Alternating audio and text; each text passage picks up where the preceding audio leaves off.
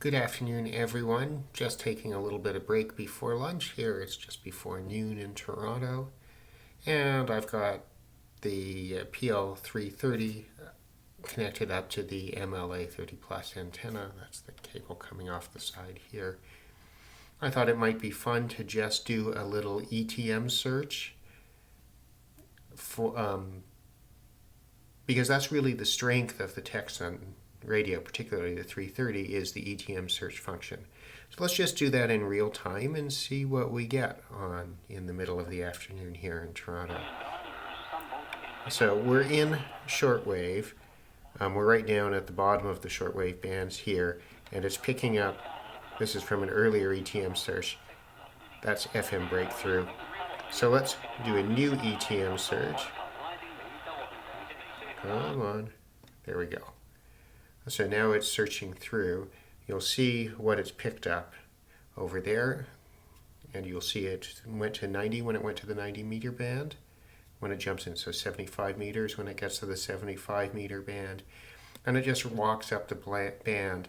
The version of ETM Plus on the PL330 does skip over certain non-broadcast areas. This is all, I think, in an effort to speed up the ETM scan, so I think that's helpful. So as you can see, it motors right along quite quickly, and it's found a number of signals, although I wouldn't expect to find too much below 10,000. You could see the jump it took there, right, as it focuses on the broadcast bands. So we're coming right along. It may or may not pick up the time signals. Looks like it might have.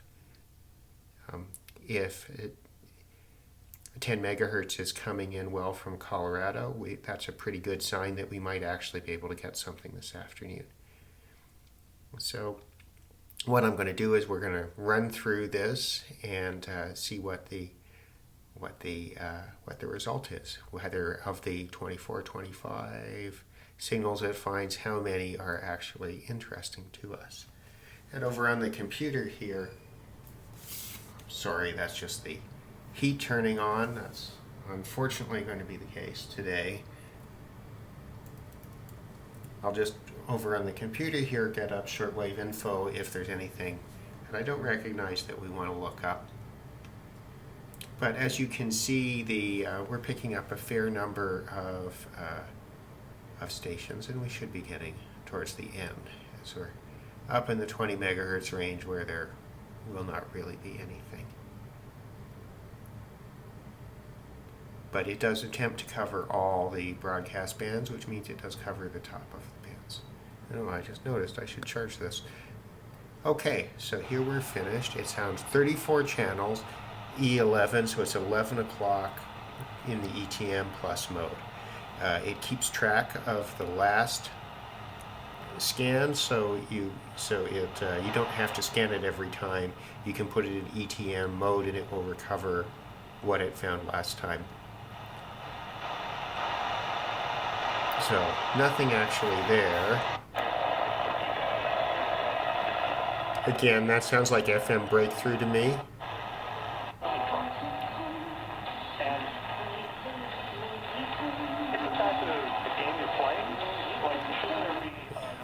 Again, that's probably what that is. One of the disadvantages of being in downtown Toronto with the CN tower really just through the back wall here is that you get very strong FM signals from the tower. There are also AM transmitters fairly close as well. So how radios handle that high gain circumstance matters. And of course the amplified antenna doesn't help. Okay, so now we should be up into where there are real signals. I don't actually know what the bandwidth is set for. Let's find out. Okay, it's wide open. That's fine. So 6070 will be one of the American broadcasters. Actually, no, I'm sorry. That's my bad memory. This is CFRX Toronto, so this is effectively local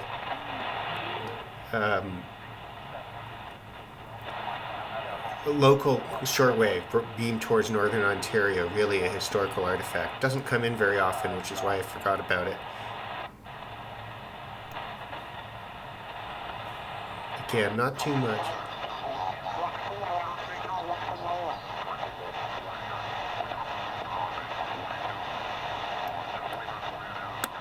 That sounds like some ham activity we're picking up. Let's see if we can put it on single sideband.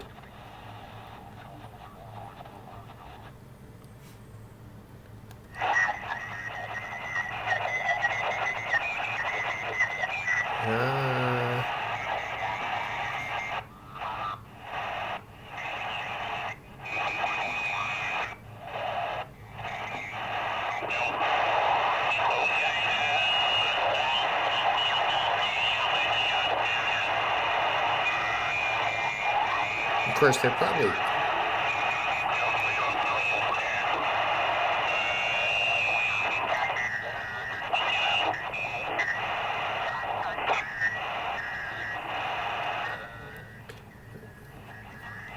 I don't suppose. Let's see, lower sideband.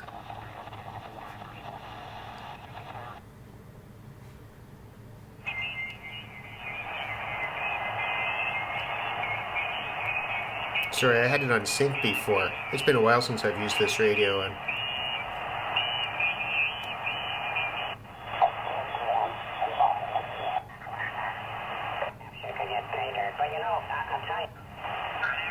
selling off my older stuff, I used Facebook Marketplace.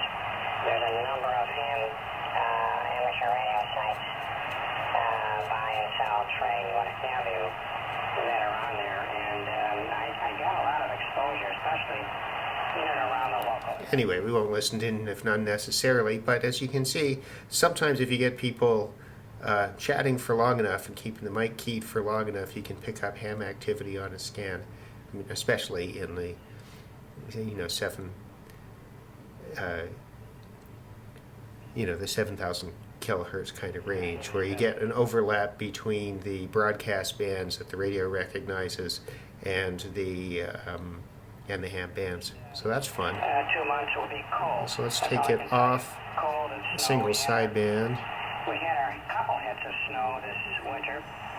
One big hit in November. The other one was around. There we go. So that's interesting. So a little ham activity.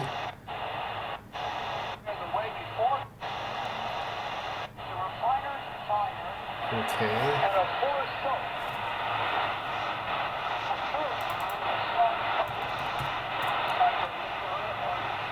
Yeah, that's what I thought it was. It's WWCR The Overcomer. This is from Nashville.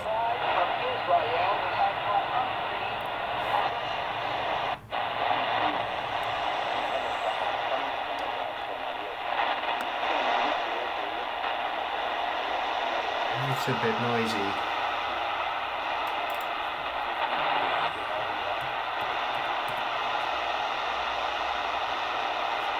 That's Voice of America from, possibly, Voice of America from Wooferton in the UK and Somali. And that's marginal. We could try changing the AM bandwidth down. That helps a little bit. I don't...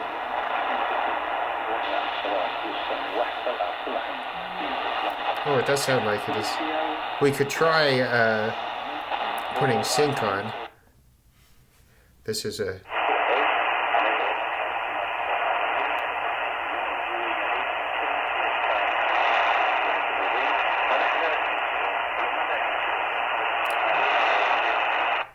So, don't find sync is hugely successful on this radio, but it's there. So that's fun.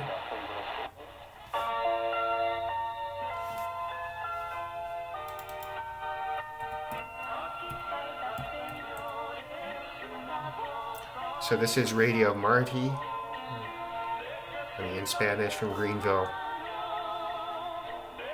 coming in like a local radio station. You can see the signal to noise ratio over here, and if you see anything below 5 or 6 dB,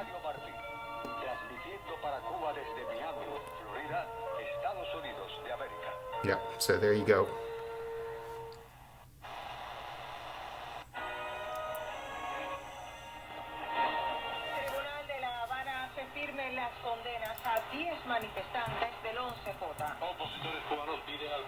So another Radio Marty broadcast.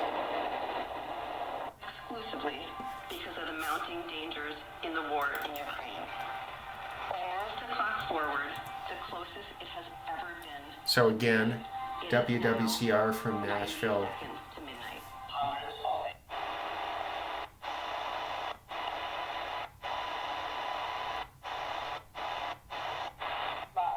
Today, she's between surgeries and physical therapy appointments with a career in question. If you like Newsmax television, you may be out of luck. DirecTV is dropping Again, WWCR from Nashville. You'll notice that the background noise level is going down at this time of day as we go up, go to higher frequencies, shorter wavelengths. I don't imagine there's anything above here. Anyhow, so there you go. That's a pretty typical, and noon is not exactly the best shortwave listening time in most places, and certainly in Toronto. But it is fun that we were able to reach out and hear from the UK at this time of day, considering it's being broadcast, the aim towards Africa, presumably. This is really one of the strengths of the PL330 is the ETM scan, which I've talked about before. But it's nice to use if you can compare it to something like the radio I usually use, which is over here, the Sangean. One of the strengths of the Tecsun is this ETM scanning function, which lets you, in a very kind of casual way, check out what's going on around in the radio world, which, if you've got 10 minutes before lunch on a Thursday, this is a really good sort of casual poking around radio. And we also managed to pick up some ham activity, so I suspect if one wanted to hang out around 7100 kilohertz, I suspect there's quite a bit of ham activity right now, if you're interested in such things, which again you can do with this because it does have single sideband. All right, well, I hope that was interesting, and good afternoon to everyone.